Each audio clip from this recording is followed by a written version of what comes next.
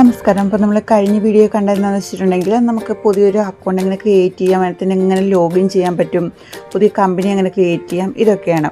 അപ്പോൾ നമ്മൾ പുതിയൊരു ബിസിനസ് തുടങ്ങുമ്പോഴത്തേനും നമുക്ക് അതിനകത്ത് സെയിൽ ചെയ്യാനായിട്ടൊരു പ്രൊഡക്റ്റ് ഉണ്ടാവും, അത് നമുക്ക് തരുന്നൊരു സപ്ലയർ ഉണ്ടാവും. നമുക്കപ്പോൾ ഈ വീഡിയോയ്ക്കകത്ത് അതൊക്കെ എങ്ങനെ നമ്മുടെ സോഫ്റ്റ്വെയറിനകത്ത് അപ്ഡേറ്റ് ചെയ്യാം എന്ന് നോക്കാം. അപ്പം നമ്മുടെ ഇൻ്റർഫേസ് വരുന്ന ഇതാണ്. അപ്പം ഞാൻ താഴേക്ക് സ്ക്രോൾ ചെയ്യുമ്പോഴത്തേനും നമുക്കിങ്ങനെ products, customers, suppliers, permissions, users, warehouses, ഇങ്ങനെ കുറച്ച് ഓപ്ഷൻസ് വരുന്നുണ്ട്. ഞാനിപ്പം ഇന്ന് പുതിയൊരു സപ്ലയറിനെ എങ്ങനെ ക്രിയേറ്റ് ചെയ്യാം എന്നാണ് നോക്കുന്നത്. അപ്പം ഞാനിവിടെ സപ്ലയേഴ്സ് ക്ലിക്ക് ചെയ്യുന്നു.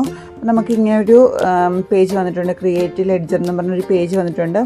നമുക്കപ്പോൾ ഇവിടെ നമ്മുടെ സപ്ലയറിൻ്റെ ഡീറ്റെയിൽസ് കൊടുക്കാം. ഞാനിപ്പോൾ ഒരു സപ്ലയറിനെ ഇവിടെ ക്രിയേറ്റ് ചെയ്യുകയാണ്.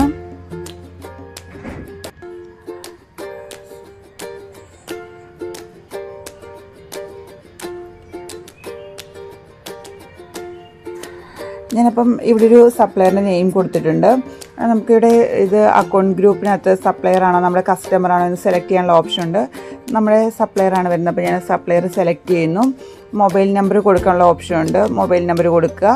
നമ്മുടെ ടാക്സ് നമ്പർ, സപ്ലയറിൻ്റെ ടാക്സ് നമ്പർ, അഡ്രസ്സ്, ഈ ഡീറ്റെയിൽസ് എല്ലാം കൊടുക്കുക, സേവ് ചെയ്യുക. അപ്പം നമ്മുടെ ലെഡ്ജർ, നമ്മുടെ സപ്ലയർ ക്രിയേറ്റ് ആയിട്ടുണ്ട്. അപ്പോൾ നമുക്ക് പുതിയൊരു സപ്ലയറിനെ എങ്ങനെ ആഡ് ചെയ്യാൻ പറ്റുമെന്ന് മനസ്സിലായിട്ടുണ്ടെന്ന് വിചാരിക്കുന്നു. ഇനി നമുക്ക് വരുന്നത് നമ്മുടെ സപ്ലയർ നമുക്ക് തരുന്ന പ്രോഡക്റ്റ്, നമ്മൾ സെയിൽ ചെയ്യാൻ പോകുന്ന പ്രോഡക്റ്റ്, അതെങ്ങനെ നമ്മുടെ സോഫ്റ്റ്വെയറിനകത്ത് ആഡ് ചെയ്യുക എന്നുള്ളതാണ്. അതിനുവേണ്ടി നമുക്കിവിടെ ആഡ് ഐറ്റം കൊടുക്കാം.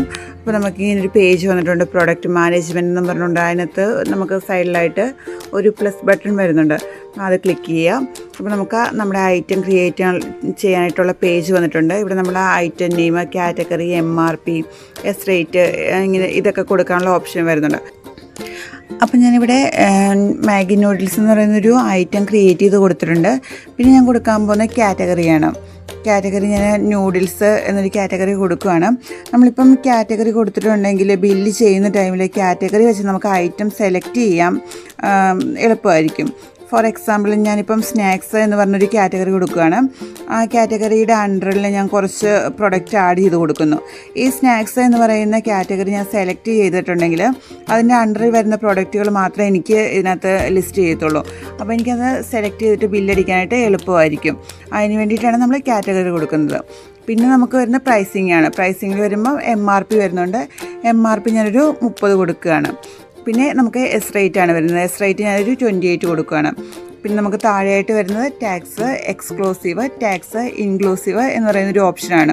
ഇത് നമുക്ക് മാറ്റാൻ പറ്റും, എങ്ങനെ ചേഞ്ച് ചെയ്യാൻ പറ്റും. അപ്പോൾ നമുക്ക് ടാക്സ് എക്സ്ക്ലൂസീവ് എന്ന് പറയുമ്പോഴത്തേനും നമ്മൾ ഈ 28 കൊടുത്തില്ലേ, ആ 28ൻ്റെ കൂടെ പ്ലസ് നമ്മുടെ GST ടാക്സ് എത്ര പെർസെൻറ്റേജ് ആണോ അതും കൂടെ ആഡ് ചെയ്തിട്ടാണ് വരുന്നത്. അതല്ല ടാക്സ് ഇൻക്ലൂസീവ് ആയിട്ടാണ് നമ്മൾ കൊടുക്കുന്നത്, ആ ഓപ്ഷനാണ് ഇപ്പം നമ്മൾ ഇടുന്നതെന്നുണ്ടെങ്കിൽ നമ്മുടെ 28 കൊടുത്ത് അതിനകത്ത് നമ്മുടെ ടാക്സും കൂടെ ആഡ് ചെയ്തിട്ടായിരിക്കും ആ 28 എന്ന് പറയുന്ന എമൗണ്ട് വരുന്നത്. അപ്പം ഇത്രയാണ് നമ്മുടെ ഐറ്റം ക്രിയേഷനിൽ വരുന്നത്. നമുക്ക് ഈ ഐറ്റം സേവ് ചെയ്യാം, സേവ് ഐറ്റം കൊടുക്കുക. നമ്മുടെ ഐറ്റം സേവ് ആയിട്ടുണ്ട്. നമുക്ക് രണ്ടിടത്തായിട്ട് ഐറ്റം ക്രിയേറ്റ് ചെയ്യാനുള്ള ഓപ്ഷൻ വരുന്നുണ്ട്. ഞാനത് കാണിച്ചെന്ന് ക്വിക്ക് ആക്ഷൻസിൽ നിന്ന് ആഡ് ഐറ്റം കൊടുത്തിട്ട് ഐറ്റം ക്രിയേറ്റ് ചെയ്യുന്നതാണ്. ഇനി ഇതിൻ്റെ തൊട്ട് താഴെയായിട്ട് മാസ്റ്റർ ഡേറ്റ വരുന്നുണ്ട്. അതിനകത്ത് നിന്ന് പ്രൊഡക്ട്സ് സെലക്ട് ചെയ്യുക. അപ്പം ഐറ്റം ക്രിയേറ്റ് ചെയ്യാനുള്ള വിൻഡോ ആണ് വരുന്നത്. പിന്നെ നമുക്ക് സൈഡിലായിട്ട് സെറ്റിങ്സിൻ്റെ ഒരു ഓപ്ഷൻ വരുന്നുണ്ട്. അത് സെലക്ട് ചെയ്യുമ്പോൾ നമുക്ക് വരുന്നത് നമ്മുടെ ഐറ്റം ക്രിയേഷനകത്ത് ഏതൊക്കെ ഫീൽഡ്സ് ഡിസ്പ്ലേ ചെയ്യണം എന്നുള്ള ഓപ്ഷനാണ്. ഇതിനകത്ത് നമുക്ക് ഇത്രയും ഓപ്ഷൻസാണ് വരുന്നത്. HSN code, batch code, purchase rate, tax percentage, അങ്ങനെ കുറേ ഓപ്ഷൻസ് വരുന്നുണ്ട്. നമുക്കിതിൽ ഏതൊക്കെ നമ്മുടെ ഐറ്റം ക്രിയേറ്റ് ചെയ്യുന്ന വിൻഡോയിൽ വേണം എന്നുള്ളത് നമുക്ക് ഇവിടെ നിന്ന് സെലക്ട് ചെയ്ത് കൊടുക്കാൻ പറ്റും. അപ്പം ഞാനിവിടെ 2-3 ടിക്കറ്റ് കൊടുക്കുകയാണ്. എന്നിട്ട് സേവ് ചേഞ്ചസ് കൊടുക്കുമ്പോഴത്തേനും നമുക്ക് ഞാൻ ടിക്കറ്റ് കൊടുത്ത കാര്യങ്ങൾ ഇവിടെ വന്നിട്ടുണ്ട്. ബാച്ച് കോഡ്, HSN കോഡ്, അങ്ങനെ കുറച്ച് ഐറ്റം കാര്യങ്ങൾ ഇവിടെ വന്നിട്ടുണ്ട്.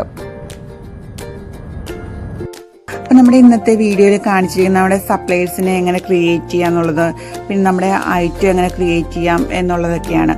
അപ്പോൾ നമ്മുടെ അടുത്ത വീഡിയോയിൽ നമുക്ക് സെയിൽസ്, പർച്ചേസ് ഇതൊക്കെ എങ്ങനെ ചെയ്യാൻ പറ്റുമെന്ന് നോക്കാം. അപ്പോൾ ഇന്നത്തെ വീഡിയോ ഇത്രയേ ഉള്ളൂ. Thank you.